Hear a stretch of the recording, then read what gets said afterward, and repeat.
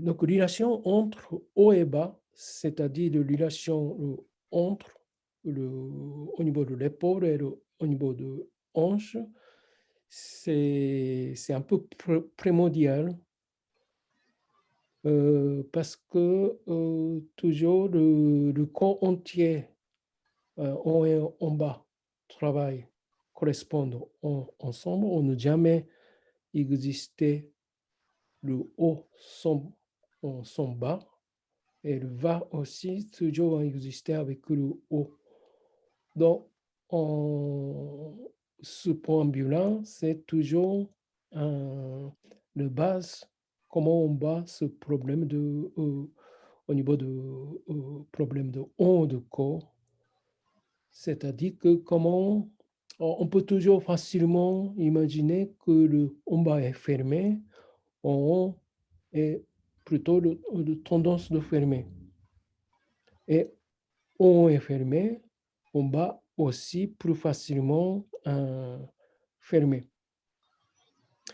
Et si on pense comme ça, quel est le rôle de haut et en bas? On peut toujours penser que le en bas, c'est quelque chose plus lié avec l'énergie de terre et quelque chose lié plus notre existence, la vie plus directe, plus profonde. Et en haut, c'est plutôt la vie euh, plus quotidien et plus mental et plus euh, euh, euh, on peut dire plus intellectuel, mais on peut dire aussi plus spirituel aussi. Donc, plus, plus, plus psychologique aussi. Donc, si on parle de yin et yang, en bas c'est toujours yin et en haut est toujours yang. Donc, cette relation-là, c'est très, très important. Donc, ça veut dire que, par exemple, on peut dire exactement la même chose si on parle, si on pense le problème de bas de corps en haut et la situation de haut est très, très important. Alors, ça c'est le premier point de vue. Deuxième point de vue, est-ce que haut de corps, c'est-à-dire que plus lié, ça peut directement plus lié au niveau de l'épaule. Est-ce que ce partie-là est fermé et ouvert? On peut dire aussi en train de fermer ou en train d'ouvrir. On peut dire ça aussi. Et donc, ce point de vue-là, ça peut lier plus directement, comme à ce qu'on a vu, première partie, ça peut lier plus directement lié avec notre côté psychique, psychologique, que contrairement en bas, c'est plus matériel, plus physique. Alors, si on parle, cette ouverture et fermeture, ce n'est pas une spécialité de haut de corps.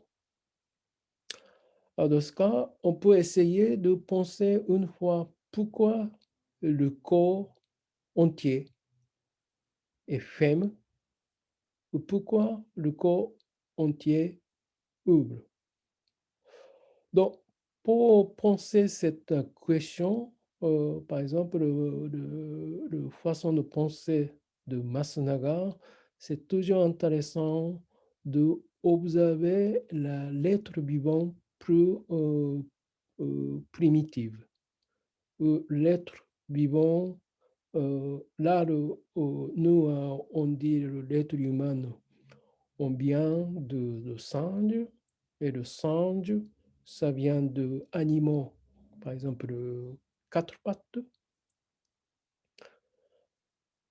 ou bien l'être vivant plus primitif, comme par exemple, si on parle de fermeture et ouverture, on peut tout de suite imaginer, par exemple, le coquillage, ou on peut facilement imaginer d'autres animaux. Alors, si le corps ferme, qu'est-ce que ça veut dire? Et le corps ouvert, qu'est-ce que ça veut dire? Donc, si on pense ça veut dire que quand on ferme le corps,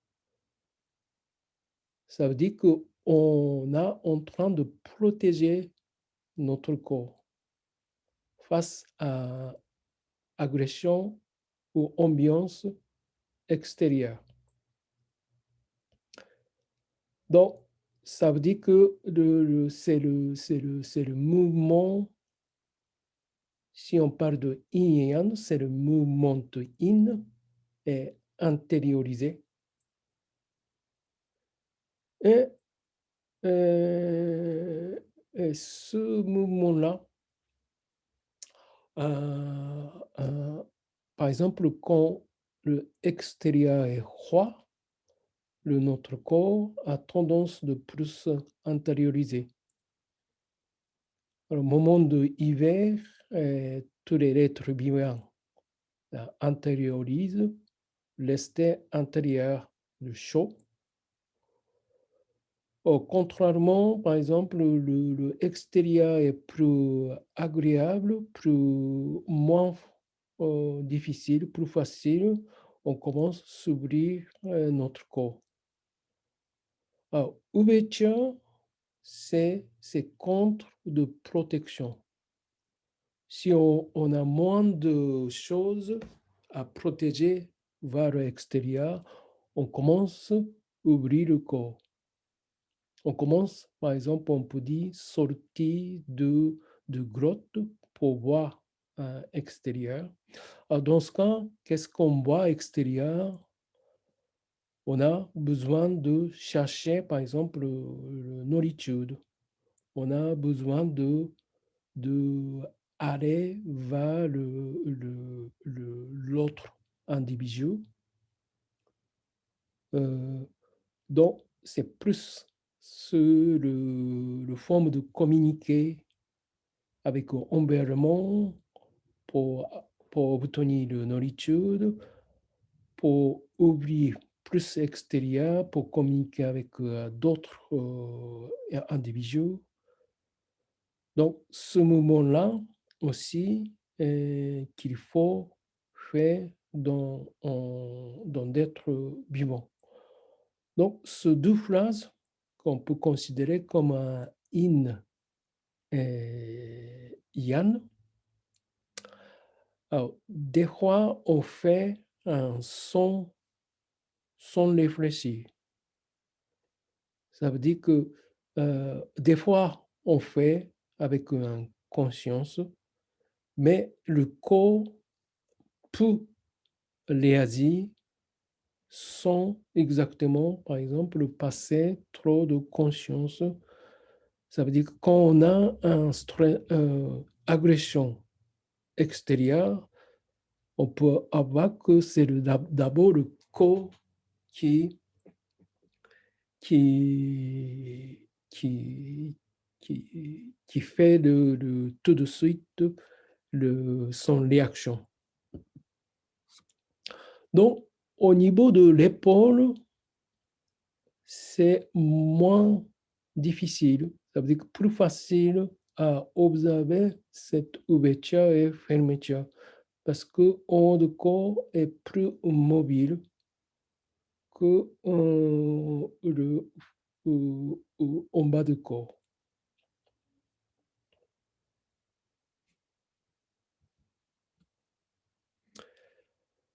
Et deuxième façon de penser, donc fermeture, ouverture.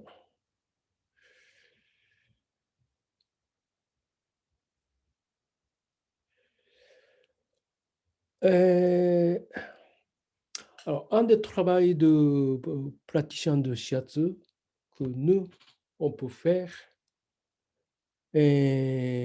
pour ce genre de problème, c'est pour bien travailler l'articulation.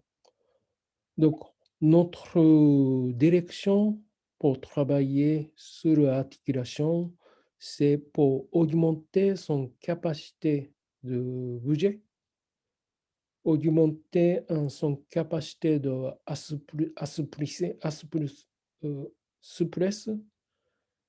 Donc, on va ce direction-là parce que on veut que ce système de articulation souple. Et quand on parle d'articulation, on n'a jamais pensé à une seule articulation. Parce que articulation, c'est évident qu'une partie de notre fonctionnement pour réaliser notre but. Donc, c'est facile à imaginer que animaux qui chassent, par exemple, a besoin de toutes les articulations souples. Par exemple, animaux, êtres vivants qui sont en train de fermer, qui ferment tout le corps à partir de colonne vertébrale jusqu'à extrémité, êtres vivants qui sont en train de s'ouvrir, ce n'est pas extrémité qui s'ouvre, il faut s'ouvrir jusqu'à partir du centre. Et chaque partie du corps est liée. Donc, pour assouplir une seule articulation n'est pas possible. Donc, articulation est toujours une lien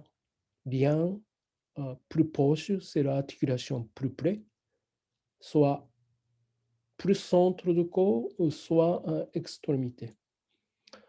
Donc, si on pense ça, il me semble que plus naturel et plus logique de commencer à se plisser à partir de plus extérieur et petit à petit plus vers le centre. Et par exemple, quand on pense articulation du bras, c'est plus logique pour moi de commencer à se plisser à partir de l'extrémité. Ça veut dire que articulation des doigts, après le main et poignet et le coude, et petit à petit, on commence à monter. Alors après, par exemple, le problème de l'épaule, on a commencé à monter petit à petit, mais quand on arrive sur l'épaule, c'est pas fini. Parce que le problème ou le état de articulation de l'épaule plié sur notre centre, ligne centrale, ça veut dire que colonne vertébrale aussi. Et si on arrive à penser ce état de colonne vertébrale, pour moi, il me semble que c'est pas fini. Donc, c'est pas fini mon intérêt, ça va aller à l'autre épaule. Et après l'autre épaule, ce n'est pas fini, ça va aller l'autre coude. Et puis, c'est pas fini, c'est l'autre coude, ça va aller sur le poignet. Et ça va aller jusqu'au bout du doigt.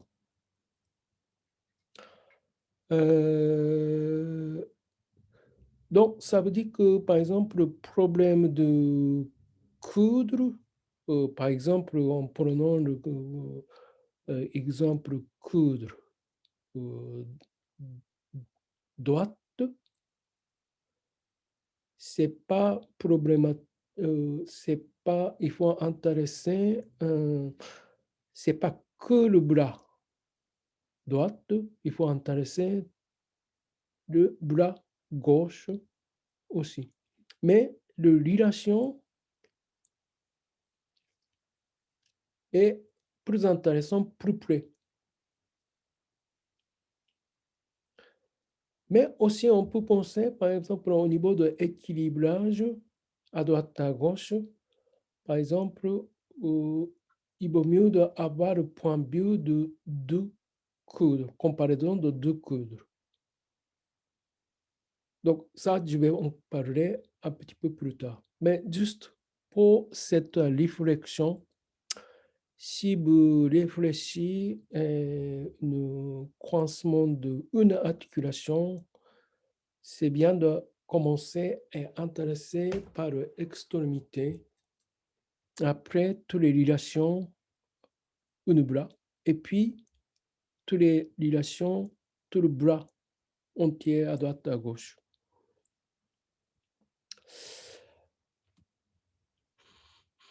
Alors, après, je vous propose d'autres points de vue. Donc, en point de vue, on peut dire opinion de bout de doigt est directement connecté au cerveau. Donc, c'est vraiment un peu sur le point de vue oriental, les extrémités de les doigts est directement connectées. Donc, c'est pourquoi, par exemple, en Lyon, il y a plusieurs jeux pour juste stimuler les doigts, certains mouvements, le petit boule qui tourne les doigts. Est-ce que vous avez déjà vu ou pas? Il y a plusieurs jeux comme ce style-là. Et aussi, il y a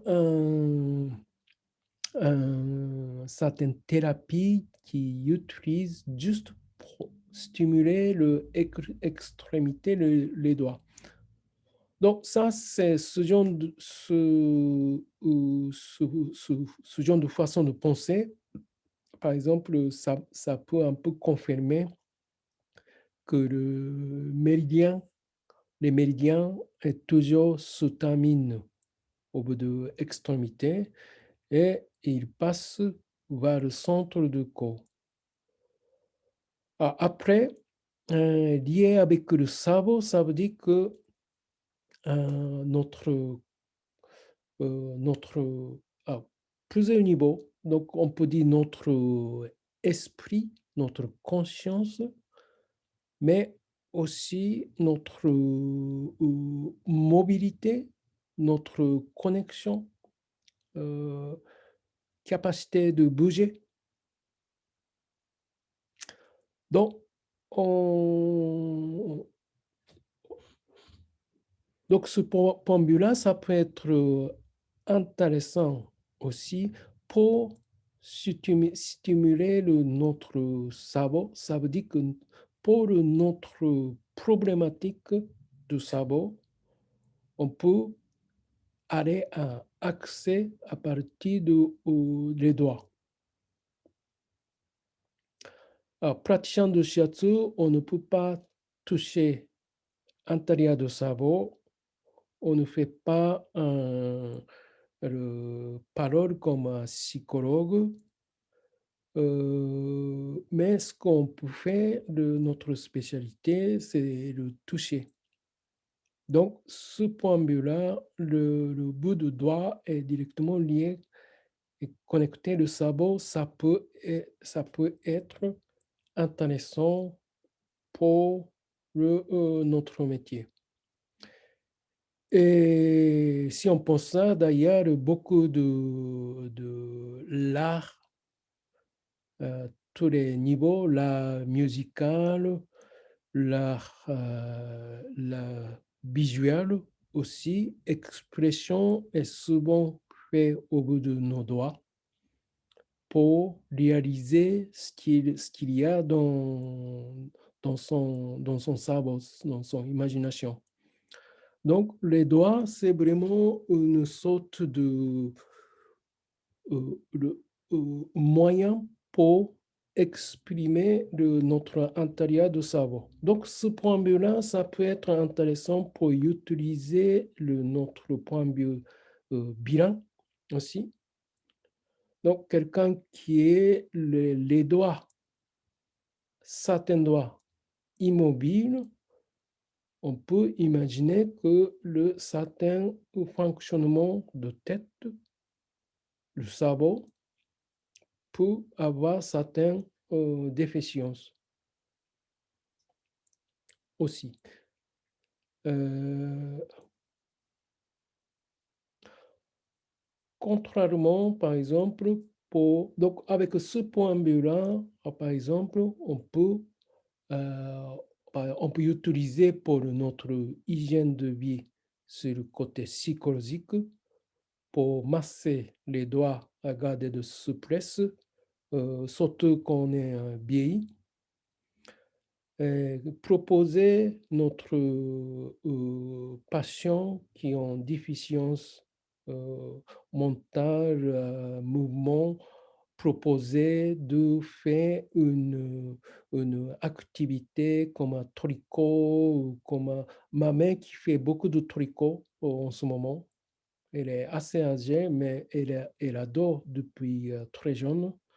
Donc maintenant, comme elle est confinée chez elle, au Japon, en hiver, on fait le chauffage sur le table.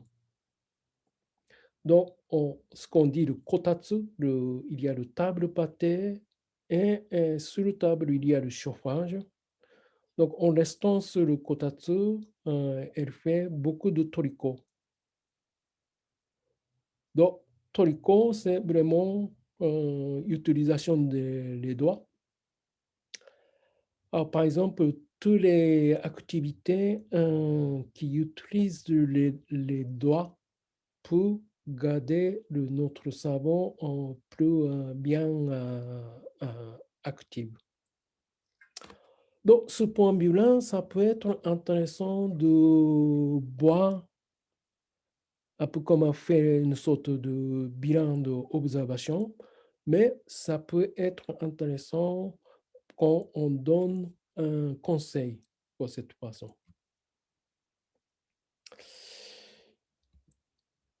Alors, aussi, le point de vue de intéresser le droite et le gauche, euh, euh, alors, équilibre de droite-gauche dans le cas que équilibré, on, a, on observe moins. Mais le corps commence à déséquilibrer, cet déséquilibrage peut commence à observer. Donc ce déséquilibrage-là, ça peut déséquilibrer en haut et en bas, ça peut déséquilibrer à droite, à gauche, mais ça peut déséquilibrer plus facilement derrière et avant. Mais quand on parle de l'épaule, c'est un peu évident de, de observer. C'est inévitable en Orient. Il exprime Tam et no Yin et Yang.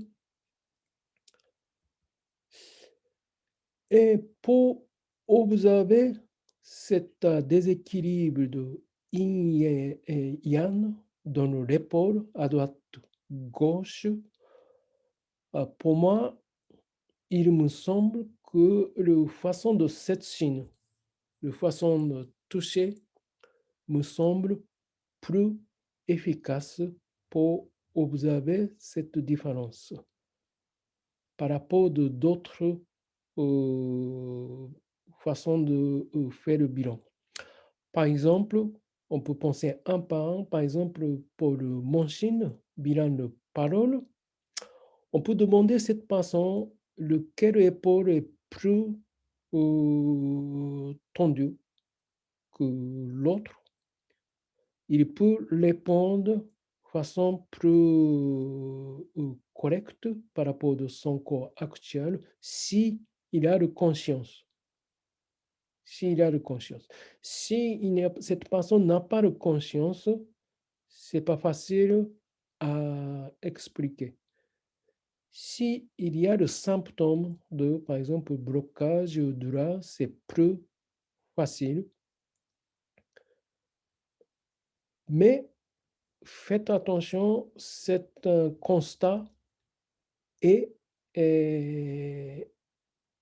peut arriver si cette personne dit vérité. Ça veut dire que si cette personne ne dit pas de vérité ou ne arrive pas de dire vérité, c'est pas le cas.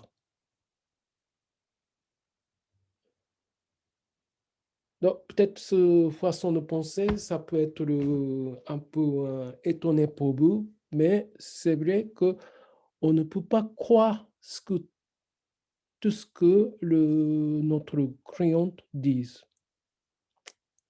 Il faut avoir cette vision parce que si on croit tout ce qu'ils disent, on est un peu attrapé. Et, imaginez que après, ça dépend de cette personne, quel est de son niveau de conscience de corps aussi. Donc, c'est ensemble de choses que comment on prend ce qu'ils disent comme le barrage pour votre bilan énergétique. Alors après, donc mon chien, c'est on peut avoir une sorte de question. Mathieu, tu veux poser des questions?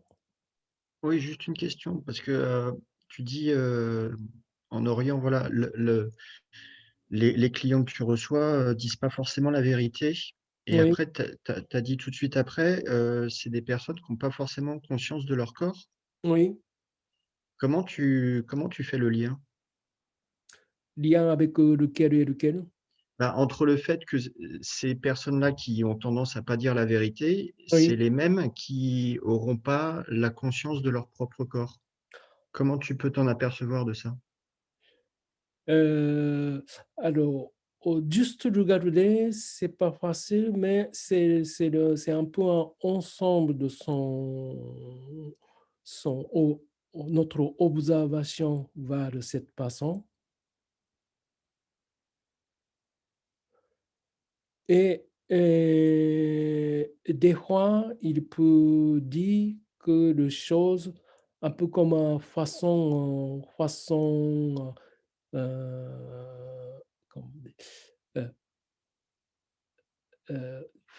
un peu il peut dire un peu comme en espérant, heu, alors peut-être c'est pas facile à expliquer, heu, bah, tu peux imaginer que quand tu es, sur heu, alors a après son niveau attendre pour le séance aussi ça peut lier. Par exemple, il y a, heu donc il faut voir, quel est par exemple, motivation pour la séance. Si on est, moins motivé, heu, son chance de dire vérité, c'est un peu moins. Mais si, motivé, il peut dire quelque chose de plus clair, plus net. Alors, Mmh. si son souhait d'améliorer, pour problème vite ou bien il n'a pas trop de envie d'améliorer cet problème. peut-être il voudrait être occupé d'autres choses. Donc, tous les niveaux de conscience et tous les niveaux de état psychologique qui répondent notre question. Et, et vous pouvez constater que chaque cliente, chaque receveur n'est pas du tout pareil au niveau de son psychologique. Et chaque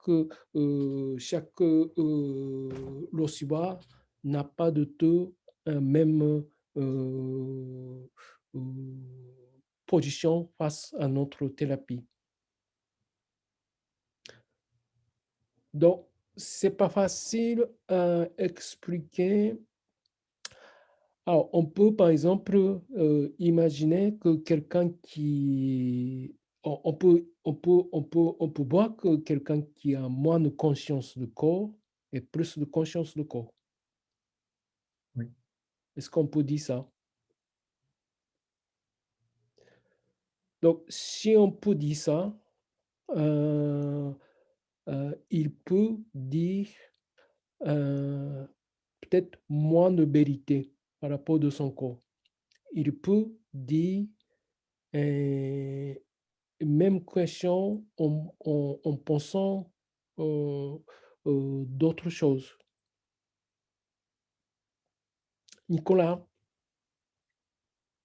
Oui, en fait, on peut dire que quelqu'un qui prend pas conscience de son corps, c'est quelqu'un qui est pas assez sensible à la douleur, par exemple? Ça peut être ça? ça peut être ça. On ne parle pas que de douleur. On ne parle pas que de douleur. Euh, euh, euh, Oui, c'est euh, par exemple si quelqu'un ne s'aperçoit pas qu'il a les épaules en avant, par exemple, et qu'il admet pas, alors que visuellement on voit qu'il a les épaules rentrées. oui. C'est ce genre de choses, il ne se rend pas compte lui-même qu'il a les épaules comme ça. C'est ça aussi. Par exemple, on peut penser que, par exemple, euh, on a tendance de penser que si l'épaule est ouverte, ça sera mieux de cette façon. Mais si cette personne n'a pas envie d'ouvrir, ce n'est pas le cas.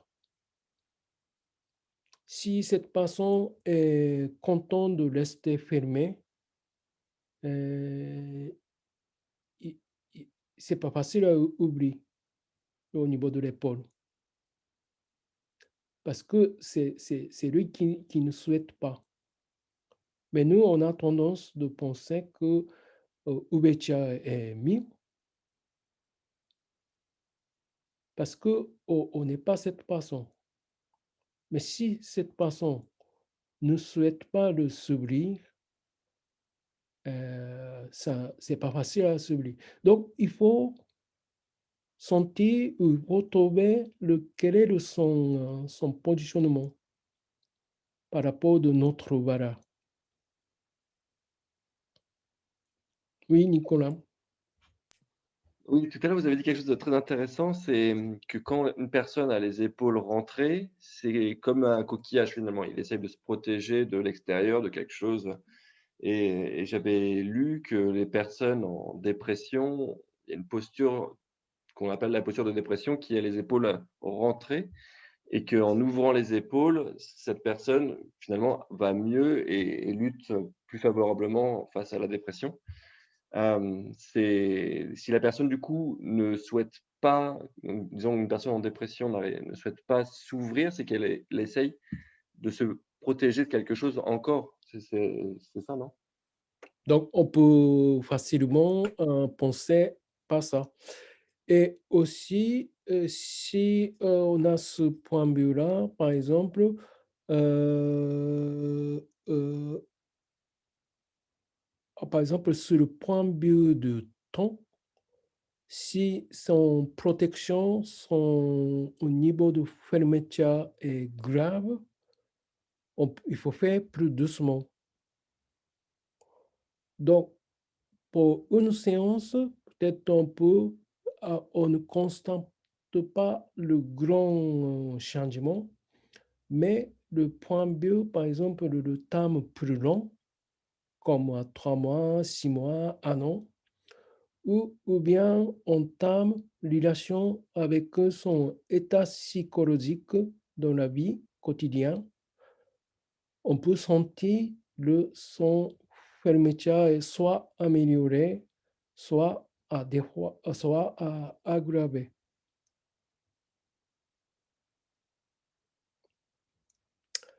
Ce point de vue-là, parole de deux niveaux, donc parole de conscience de corps, pour instant même, est-ce que j'ai mal quelque part, est-ce que j'ai ferme l'épaule, si cette personne a conscience ou n'a pas conscience, le bilan de parole peut changer. Et puis, si cette personne a moins de conscience par rapport au corps, il peut dire, par exemple, le temps plus long aussi. Et le temps plus long peut être très intéressant pour le point de vue de mener cette personne en temps plus long pour le ouverture. Ça veut dire que pour le harmonisation. Alors, donc le Boshin, point de vue bilan par le bio, il me semble pour moi, c'est mieux de l'entrer cette vision par le point de vue plus global. Ça veut dire que est-ce que, par exemple, fermeture et ouverture de corps entier, ou bien observation de colonne vertébrale, hauteur de l'épaule, ou le pied plus long ou plus fermé, les doigts plus fermés ou pas.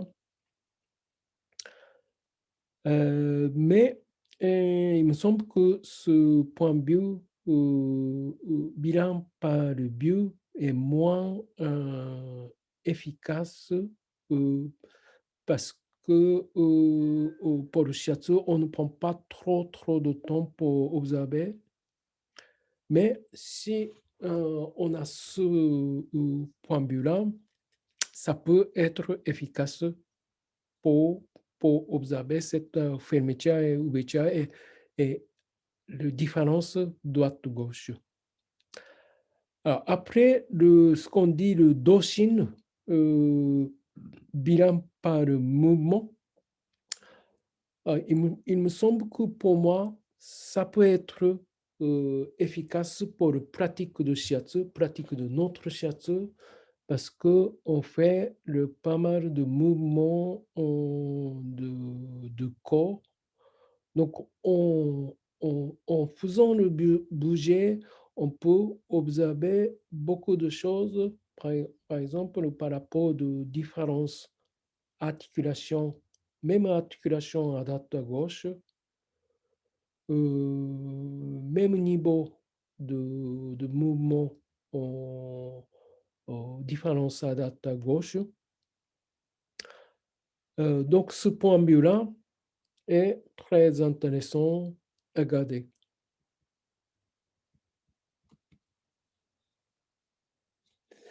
Alors, après, encore d'autres points de vue.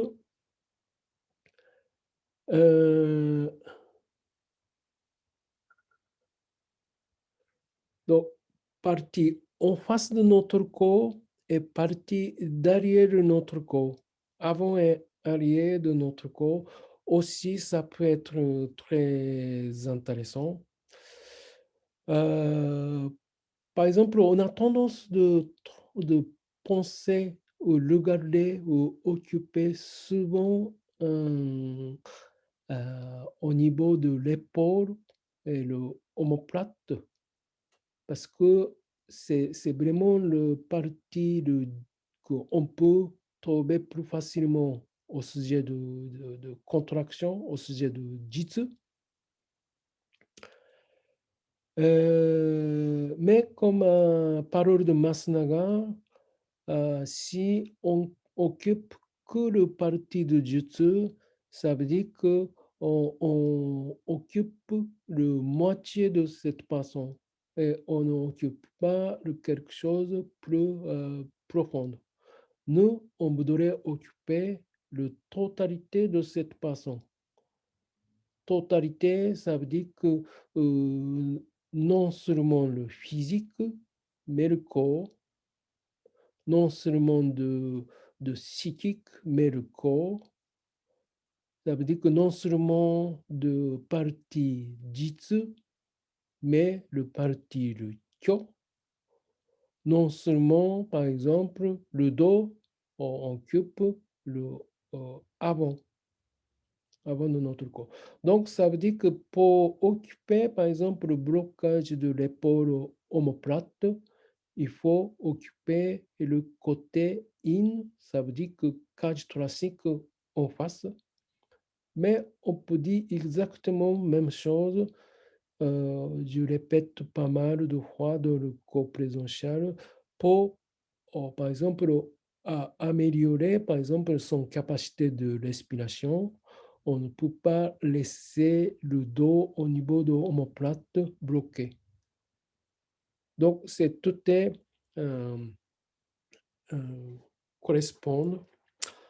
Par exemple, on a vu, donc au niveau de l'épaule, au niveau de l'omoplate, ça vient de relation avec le dos, mais aussi ça monte vers la tête. Ça veut dire que le nuque, donc le nuque est un parti très intéressant si on parle de problèmes de tête. Parce que c'est là qu'il y a le cerveau et aussi c'est là qu'il passe toutes les relations, communications avec d'autres parties du corps. Et là, le nuque est heureusement tout seul. Il n'y a pas de deux nuques. Mais certaines personnes pour avoir deux nuques, mais normalement, on n'a qu'une seule nuque. Donc, on a une seule nuque, il y a forcément là-bas un côté plus yang et plus yin. Donc, quand on voit un peu anatomique, le côté derrière, c'est toujours les os et le muscle pour tenir la structure. Et en face, le parti là, il y a le veine, il y a le nez, tout ce qui est important en face. Donc, on peut dire aussi, par exemple, un peu comme le dos et le ventre, l'observation au niveau de nuque peut montrer aussi un peu la réalité de cette façon. Donc, travail de nuque doit être différent. Bien sûr, le côté en face et derrière, exactement comme quand on travaille sur le dos et le ventre n'est pas du tout pareil. Alors, ce vision-là, en face et derrière, qui est différente et aussi qui peut être très intéressant au niveau de relationnel,